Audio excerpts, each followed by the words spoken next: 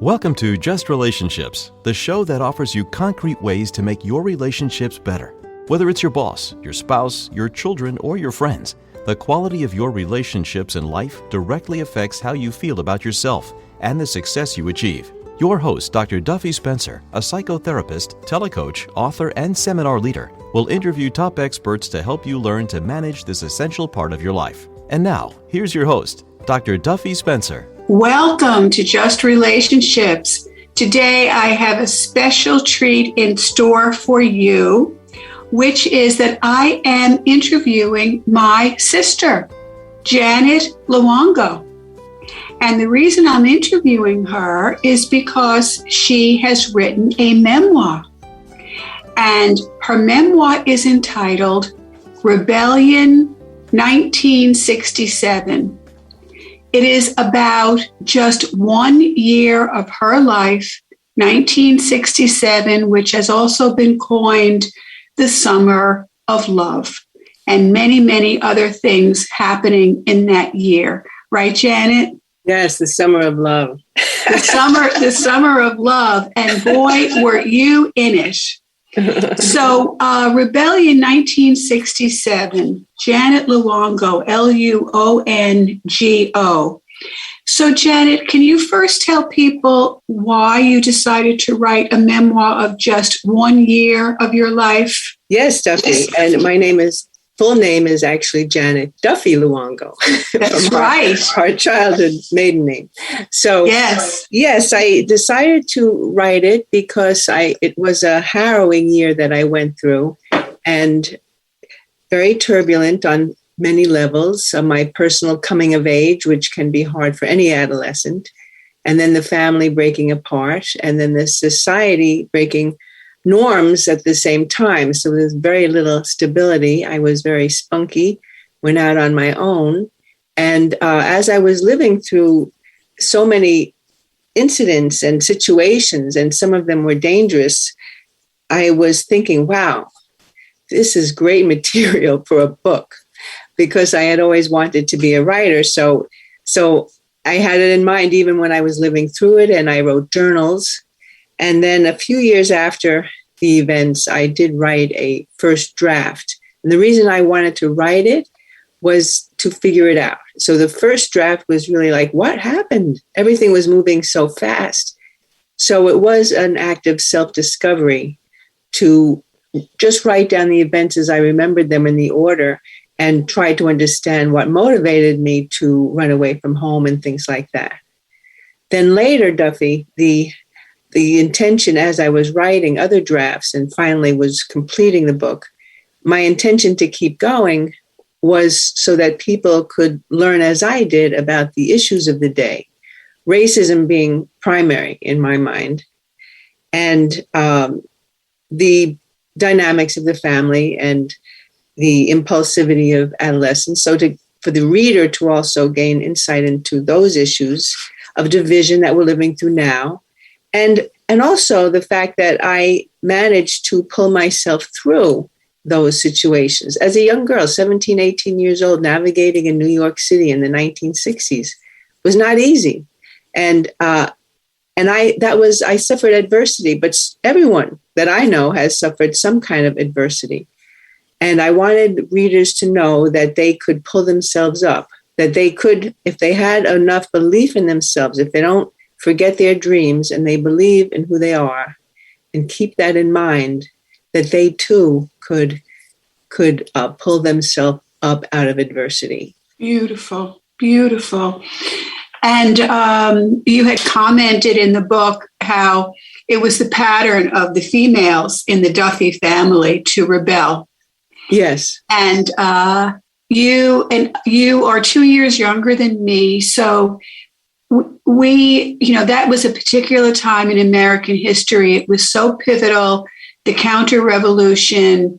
And I escaped home in a conventional way, in a so-called conventional way, by marrying at 18 the first man who asked me, Albert, whom you call Maurice in the book, who was a very charismatic, sophisticated Frenchman who was in show business. And to me, this just pulled me out of conventional white suburban life. I mean, he was white, but he since he obviously spoke French, he had a lot of Haitian friends. And so I was also in an interracial kind of community.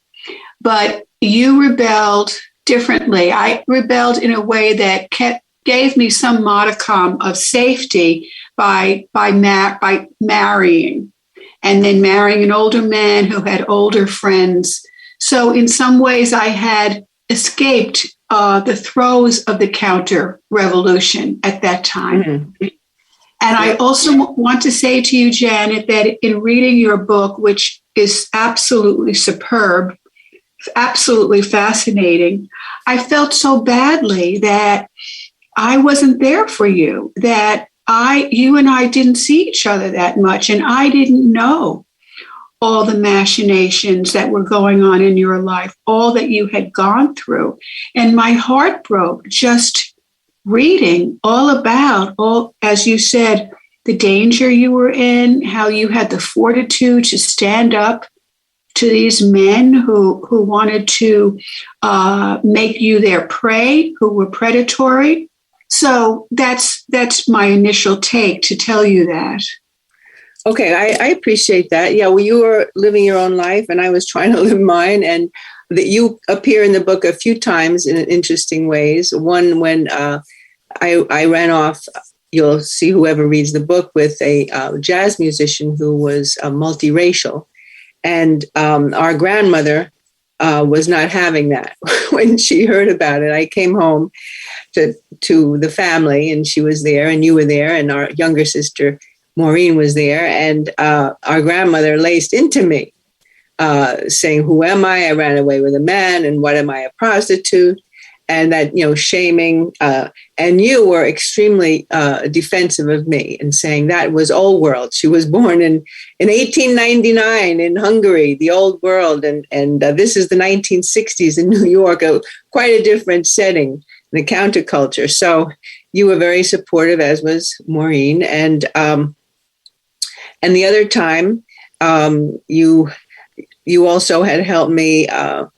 At the end, you're there when I come home after a harrowing event, and you were there to see me and care for me when I had pretty much collapsed. I was so fatigued from all the stress that I came home, and you were there at the end. So you're represented positively, but you're living your own life. Well, thanks. I wasn't concerned about how you represented me. I was just saying that I was astounded myself to read all the nuances and details of your life and all that you went through. And, one can say a whole lifetime and then writing a memoir about just 1 year. But yet that year was so incredibly pivotal, and it was so much was going on. We had the riots.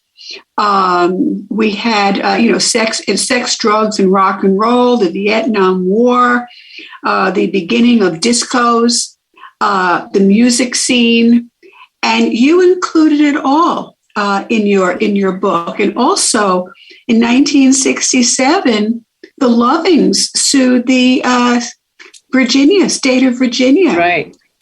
They had been married in the late 50s in D.C., and then when they moved back to Virginia, they were criminalized because they were an interracial married couple. And the Supreme Court overturned that, making interracial marriage legal in the entire United States.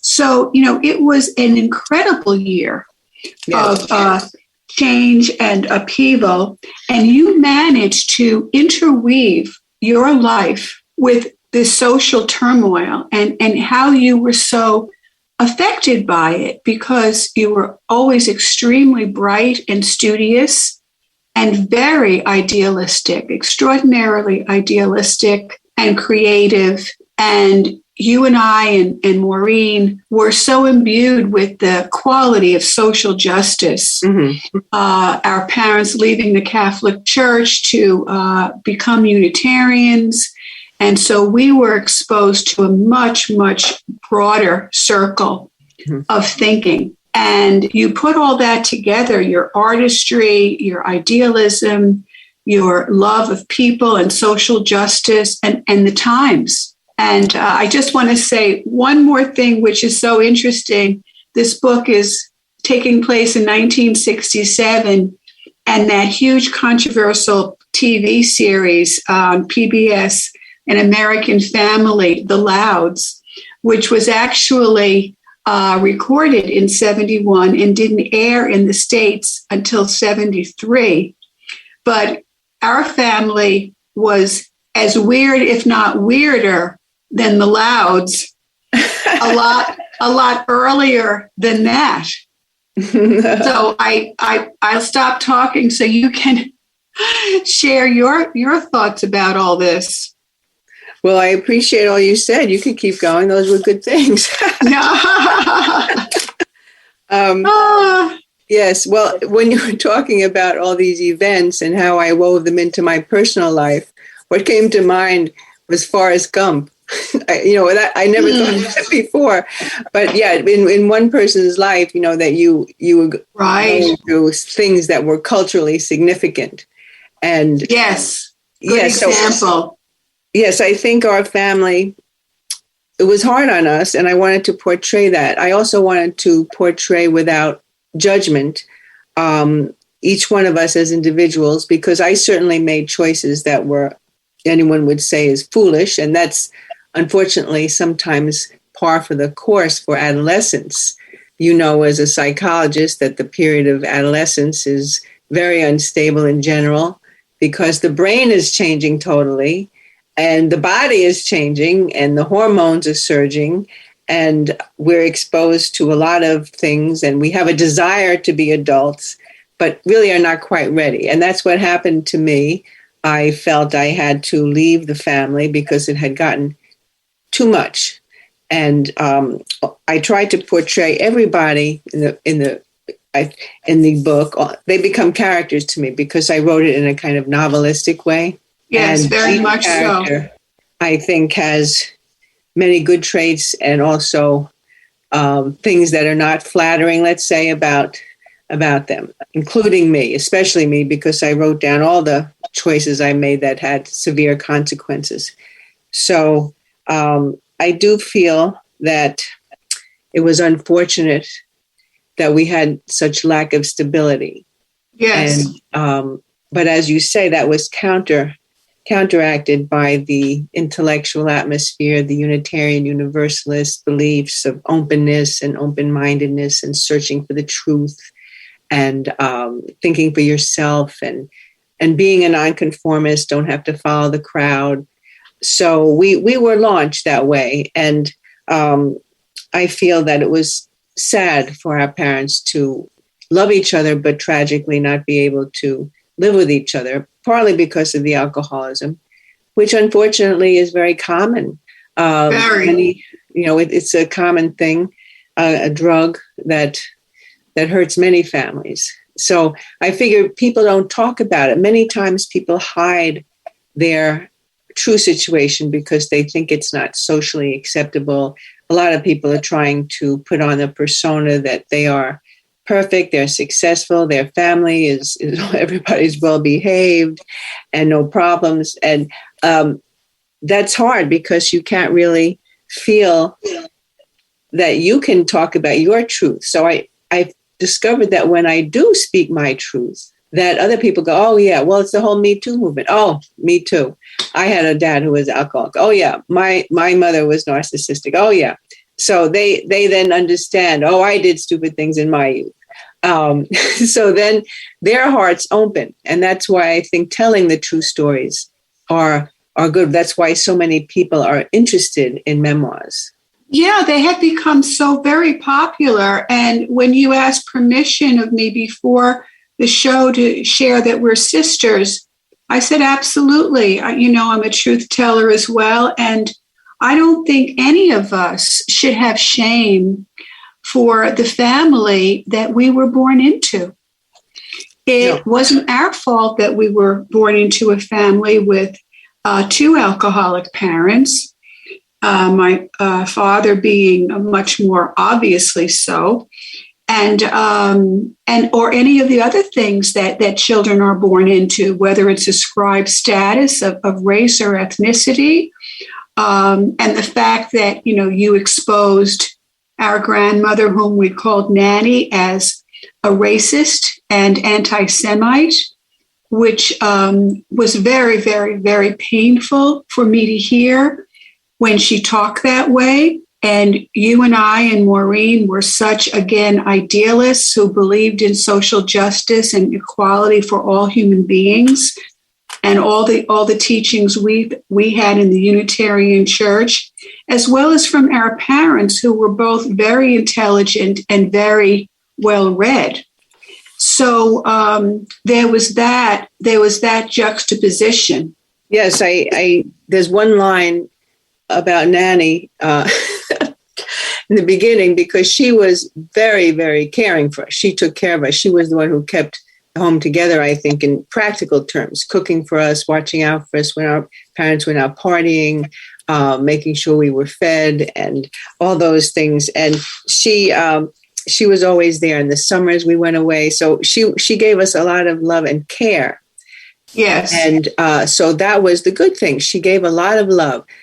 And then in one point in the book, when I'm talking about her bigotry, not liking your husband because he was French, they're just not the same as the Hungarian Austrians who were part of the Axis, who were fighting us in World War II, the white Catholic empire. And so the French were out, the Jews were out, and the blacks were out. And so I remember someone commented on that line in my book: how could one person be such a magical mix of love and hate? And wow. That's really my point throughout the book, that each one of us is a mix of good things and not so good things. And so we have to respect that in other people, try to work them out of it, which is what our parents did. I want to get to that point you had about our parents, especially our father, told us that he was poisoned by his bigoted parents, his Irish parents. He was poisoned by them. Their prejudices became his prejudices. He said, I have it in me. I at least I'm aware of it. I can see it, I understand it, and I try not to act on it. But I am poisoned. And then he said, but I am not going to poison my 3 girls. And to me, that was such a heroic thing that I could just really forgive so much else. Oh, yes. And that he was aware, way ahead of his times, because that's what I understand, that to combat racism that white people are asked to do now is to analyze their past. Again, it's not to judge, but it's to understand why people have these prejudices, how you heard about it, what you heard on the radio or TV, what was left out of the school books, not ever learning about any Black inventors or writers or women, 1 or 2 maybe, Emily Dickinson or James Baldwin, but you never heard of the inventors and the mathematicians. So you're thinking the only Blacks you see are on TV are the ones that are criminals. You're going to absorb these messages. So it's really a matter of just understanding what we learned and doing that inner work. And one journalist in Connecticut for the Hearst media, she called my book an anti-racist memoir, because I had so many relationships with people of color, and then was also championing the civil rights movement. So I think it's the work we need to do. And I think my delving into what I heard and saw and what I thought about it is kind of, I'm going to say, a model, or it could be an example of what other people could do in their own lives. Yes, you really get down to the nitty-gritty, what was going on inside of you, your relationships, the relationships you had with musicians and artists in the East Village, mostly who were poor. And one point you learned in the book from one of your friends who said to you, Janet, to understand and have compassion for poverty, poor people, doesn't mean you have to be poor. Right. or make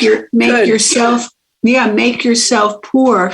Yeah, and I want to underscore your point that these messages are internalized, they are ingrained before, when we're children, before we have the ability, as you said, the mind is not formed yet fully, and that we don't have the ability to self-reflect, or way before we learn emotional regulation.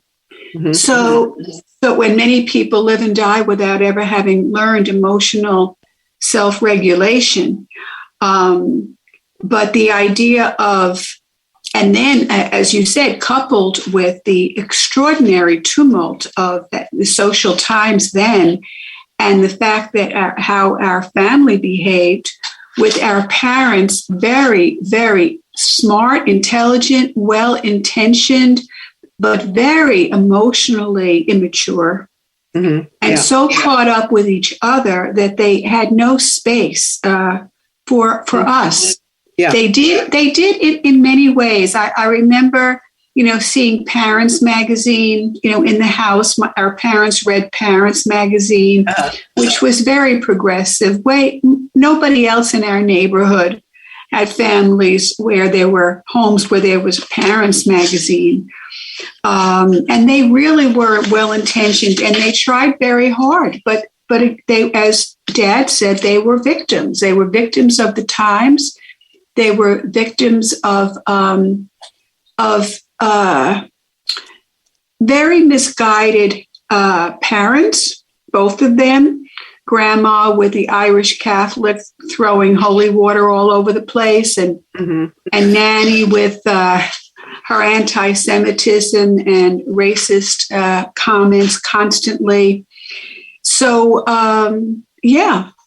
So there's a lot for all children, teenagers, and adults to contend with for any of our parents, because, as we always say, there's no such thing as perfect parents. Exactly. Yeah, parents are people with children, and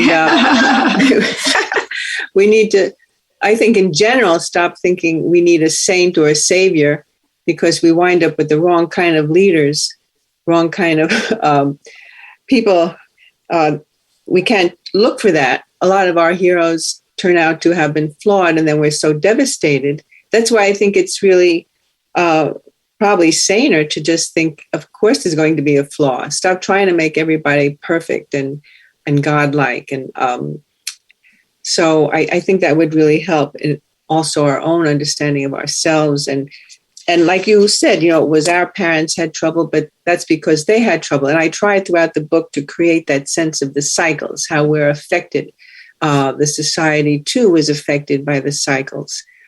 We're all affected by the policies in the country and the laws and the wars, and we're all impacting each other. And our grandmother Nanny had lost a child. Our mother had lost a sister before she was 10 years old, and what a tragedy! A misdiagnosis. It wasn't even a necessary death; it was unnecessary, and so tragic. And that really, I think that threw her off base, Nanny, for the rest of her life, that she couldn't parent our mother. So my heart goes out to her for that. And, yes. So there's a lot of pain all around. And that's why I don't think we need to add any more pain in general. Try to be good to each other and understand each other and forgive. Look at the good parts of people. Yes. And I'm so glad you're coming back next week, because our show is almost over. And I just want to underscore a couple of points you made, which is, yes, there is a worldwide trend toward authoritarianism, and not just America, but in the rest of the world, because people are seeking a safe haven. Mm-hmm. And in times of tumult, people want to feel safe and secure and know what to do. And when they believe in someone who they think is acting in their best interests, that can be very dangerous, especially when that person is not acting in the best interests. And also the other factor around our personal family tragedy with Aunt Pauline dying at the age of 7 or 8 and unnecessarily, how that stamped our mother and our grandmother and us. And such an incredible family tragedy. So I just want everyone to know that this is Dr. Duffy Spencer. I am interviewing my sister, Janet Duffy Luongo, author of the memoir, Rebellion 1967, about the nature of 1 year in my sister Janet's life. And by the way, I didn't realize how many of your friends called you Duffy. Yes. Yeah. Especially the Black people. Isn't that interesting? Because I've been called Duffy for decades, and I like it a lot. And I never even asked you to call me Duffy because that's your original family name as well. But you very volunteer and graciously elected to call me Duffy, which is my favorite way of being addressed. Yes. So everyone, if you're interested in the concept of family history and social history, come back next week to hear part 2 of Rebellion 1967, a memoir by Janet Duffy Luongo. And this is Dr. Duffy Spencer saying goodbye for now and wishing you great relationships. The following is made possible by Dad. Why was the basketball court all wet? Because the players kept dribbling all over it. The dad joke. Corny, grown-worthy, but also one of the simplest ways to share a moment with your kids. Why do you have to be careful when it's raining cats and dogs? Because you might step in a poodle. And kids that spend more time with their dads grow up to be smarter, more successful. Can I tell you a cat joke? Just kidding. And with any luck, funnier adults. Why didn't the skeleton go to the dance? Because he didn't have any body to go with. Dad jokes rule. So take a moment to make a moment and give your kid a laugh. It's as easy as going to fatherhood.gov. Brought to you by the U.S. Department of Health and Human Services and the Ad Council. That's really funny.